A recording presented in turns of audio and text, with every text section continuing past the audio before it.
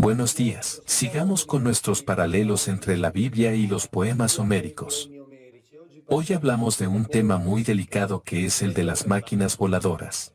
Un tema muy delicado porque sabemos bien que la exégesis tradicional ni siquiera acepta la hipótesis de que la Biblia habla de máquinas voladoras cuando en realidad está muy claro que la Biblia habla de ellas. Pero no solo la Biblia, yo diría en general los textos antiguos. Están, por ejemplo, los llamados textos apócrifos, estudiados por el profesor Luigi Moraldi, a quien ya he mencionado varias veces en estos videos y que es fuente de fuentes, es decir, citado por expertos, dice, por ejemplo, que en el libro hebreo de Enoc hay 23 especies de carros divinos, 23 especies diferentes. La Biblia no conoce 23 de ellos, sabe un poco menos. Pero, por ejemplo, conoce el Ruá, conoce el Cabot, conoce el Efá, conoce la Megillá, conoce el Merkabá. En resumen, también hay varios tipos diferentes de carros. Pero retrocedamos un momento, o mejor dicho, partamos un momento de la Ilíada, de los poemas homéricos. Alguien recordará que en un video anterior hablé de los carros voladores que usaban los llamados dioses homéricos, carros voladores que se mantenían en el aire y se hacían desplazar mediante caballos que se definen, recuerdo, upsiequies, que normalmente se traduce, fue traducido por ejemplo, en esta traducción de Rosa Calzecchi Onesti, publicada por Einaudi, como Altonitrenti. Pero vimos en ese video que en realidad upsiequies significa que hacen ruido en lo alto, lo cual, como comprenderán, es una cosa muy diferente y veremos el equivalente bíblico en un momento.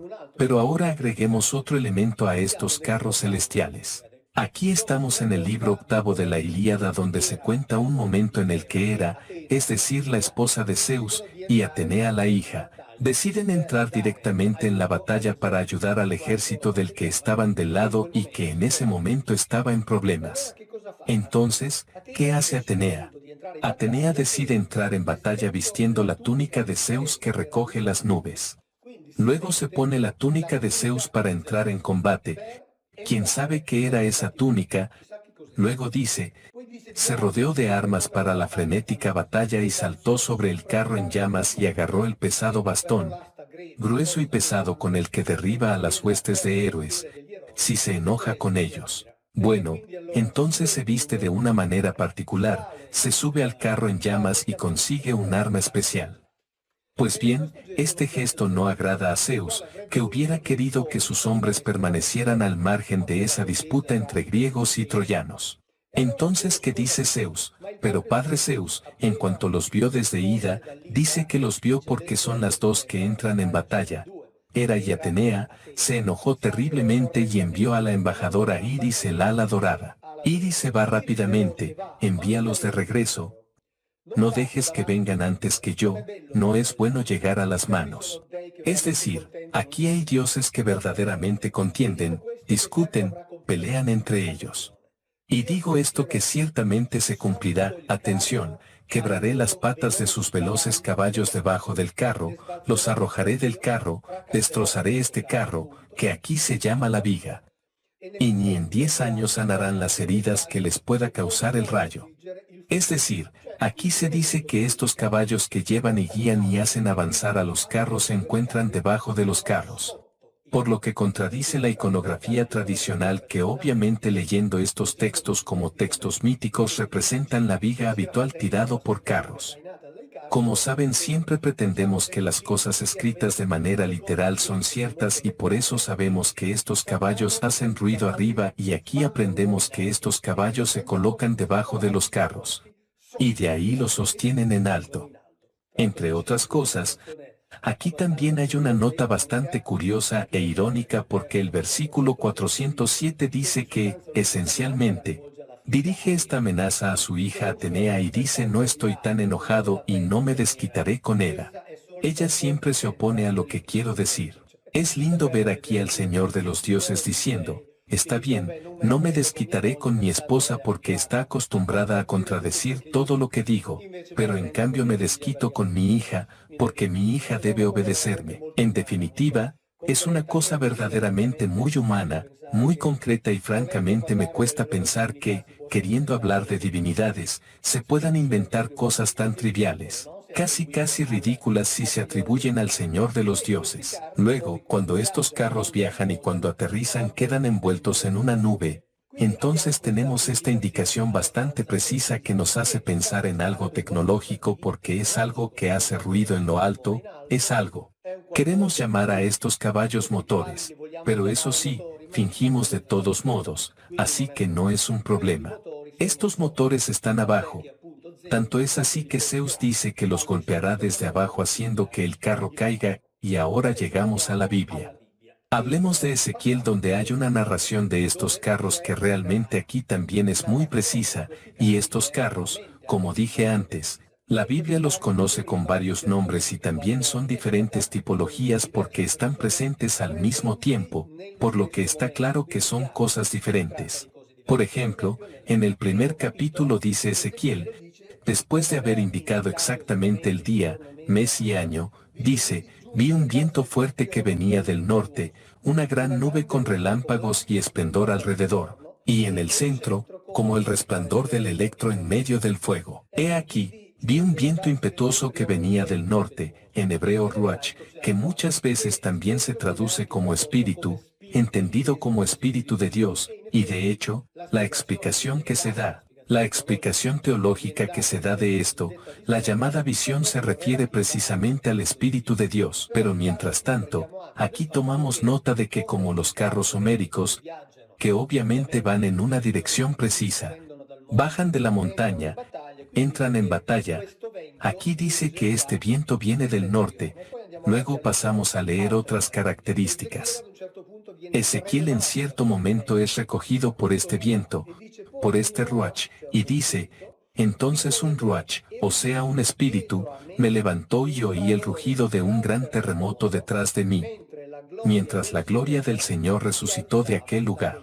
Entonces aquí hay un ruach que lo toma, y oye un gran ruido como el cabot de Yahvé, que se traduce como gloria del Señor, se levanta de ese lugar y dice, y oí detrás de mí, entonces, cuando este ruach estaba a punto de levantarlo, escucha el ruido a sus espaldas, un gran ruido producido por el cabot de Yahvé levantándose. Ahora bien, si el cabot de Yahvé es lo que la teología dice que es la gloria de Dios, debemos tomar nota que esta gloria está fija en un lugar, sube, y cuando sube produce un gran ruido, y dice, escuché el rugido de las alas de estos seres, batiendo unas contra otras, y al mismo tiempo el rugir de las ruedas, y el ruido de un gran alboroto. Por supuesto que la gloria de Dios realmente hace un gran ruido. El ruach me levantó y me llevó. Luego otra descripción muy precisa, de nuevo en el año sexto, en el mes sexto, a los 5 días del mes, en realidad estamos en el año 591 a.C.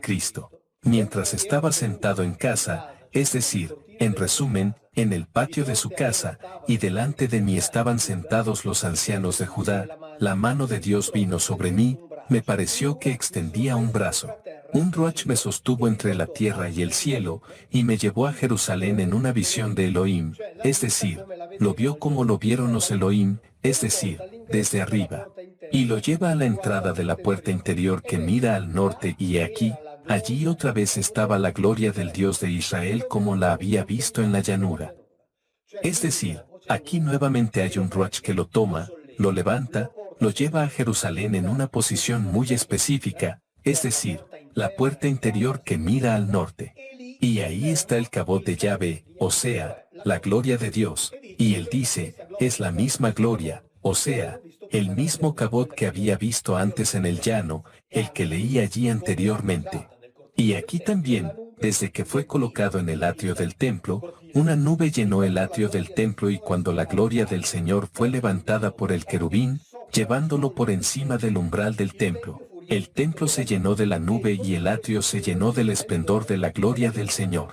Es decir, este cabot de Yahvé emitía luz, pero el templo se llenó de esa luz a medida que el cabot se elevaba. Pero ahora pronto veremos una descripción aún más precisa haciendo un paralelo con el texto griego de la Biblia de los 70. Y dice, el ruido de las alas de los querubines se oía incluso en el atrio exterior. Es decir, significa que todo esto sucedió en el patio interior y quien estaba en el patio exterior no vio, pero escuchó el ruido que hacía todo este conjunto de aparatos. Es decir, la descripción es muy clara. Si a alguien no le gusta puede decir que es una visión, puede decir que se trata de un sueño. Y de alguna manera tiene que justificarlo porque aquí Ezequiel muestra que está claramente despierto, tiene la conciencia tranquila y hasta dice día, mes, año, porque el autor de este libro quiere estar seguro de lo que cuenta.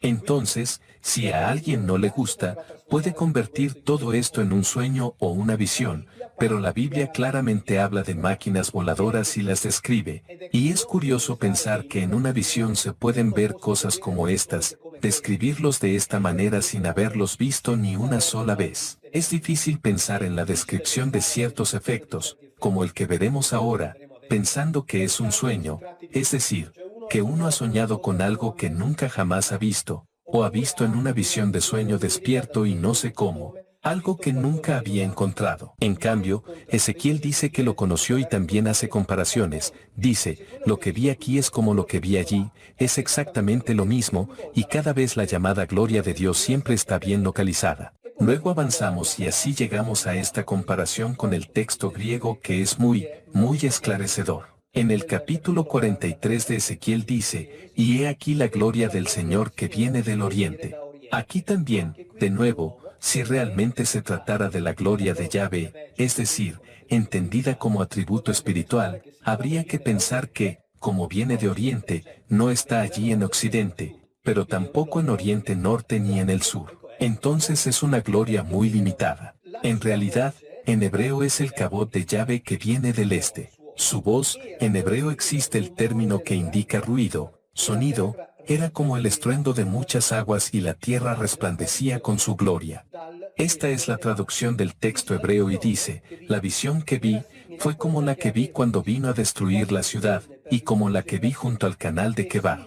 Es decir, Ezequiel claramente se refiere a toda una serie de encuentros. Entonces, repito, quien quiera verlos como visiones únicas, que también los vean como visiones, no es un problema.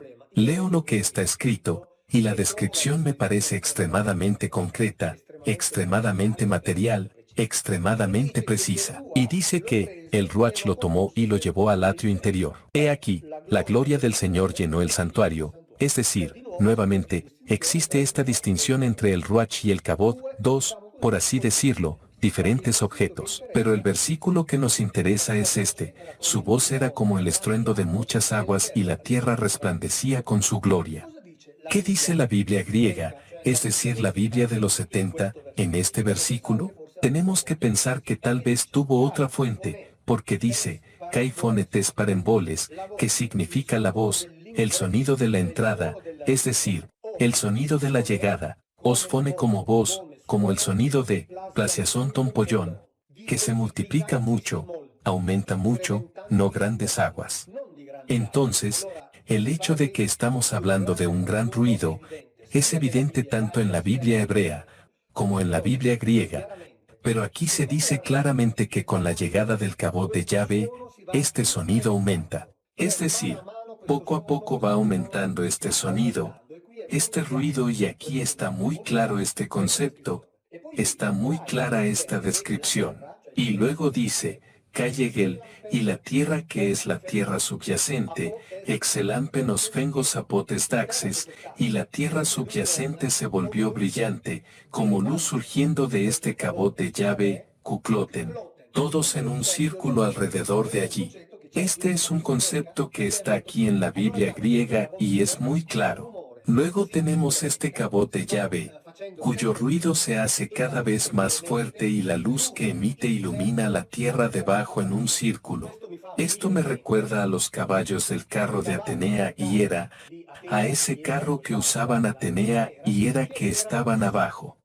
Ahora ya sé que puede parecer, entre comillas, una blasfemia hablar de motores, pero, francamente, leyendo con la mente abierta, con la mente serena, con la mente libre, no se me ocurre nada más. Y no se me ocurre nada más, y sobre todo pienso, que si tuviera que describir estas situaciones, tuviera que describir estas palabras, tuviera que describir estos conceptos con conceptos abstractos, me vería obligado a pasar por obstáculos, porque no sabría cómo justificarlos.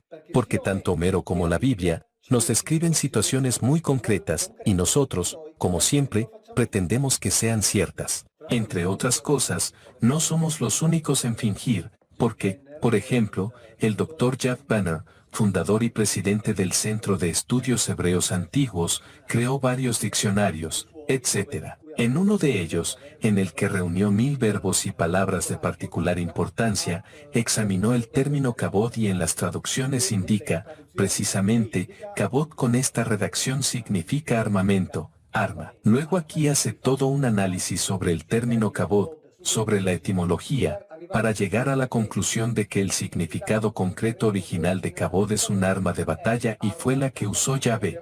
En los distintos pasajes que examina, entre otras cosas, también examina el Salmo 24, que es muy interesante por varias razones. Mientras tanto, es el salmo que ya había citado hace años Monseñor Balducci, quien fue una persona que se ocupó de estos temas dentro del Vaticano. El salmo comienza con, de Yahvé es la tierra y todo lo que contiene, el mundo y los que en él habitan, y Monseñor Balducci ya señalaba cómo la Biblia conocía la tierra con sus habitantes y el resto del universo con los demás habitantes y dijo, aquí la Biblia realmente reconoce la existencia de individuos de otros mundos. Y esto ya es un elemento interesante, pero, volviendo al tema de los tanques voladores, aquí se dice algo muy interesante. Desde el versículo 7 en adelante el Salmo dice así, levantad vuestros dinteles, levantaos puertas eternas, para que entre el Rey de la Gloria. ¿Quién es este Rey de la Gloria? El Señor, el fuerte, el héroe, el Señor, el héroe en la batalla. Levantad vuestros arquitrabes, levantad puertas eternas, para que entre el Rey de la Gloria. ¿Quién es este Rey de la Gloria? El Señor de los ejércitos, Él es el Rey de la Gloria. Y aquí se dice claramente que hay puertas que deben levantar su parte superior y las suben siguiendo una orden, es decir, les dicen, levanten puertas. Las puertas aquí se llaman de dos maneras diferentes, se llaman petachim y searim, y por ejemplo en inglés también se traducen como puertas.